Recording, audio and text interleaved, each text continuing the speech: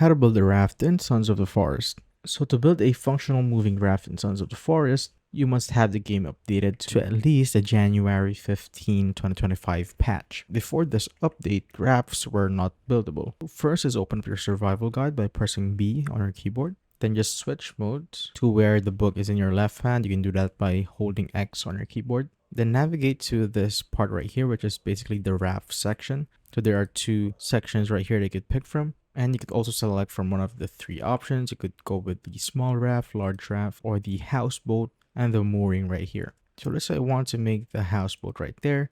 So you just basically need to place it in a body of water just like that. Now next, of course, is gather the materials. So the materials are listed there. So you will need planks, logs, sticks, and some ropes. And once you have the materials, just press E until everything is piled up.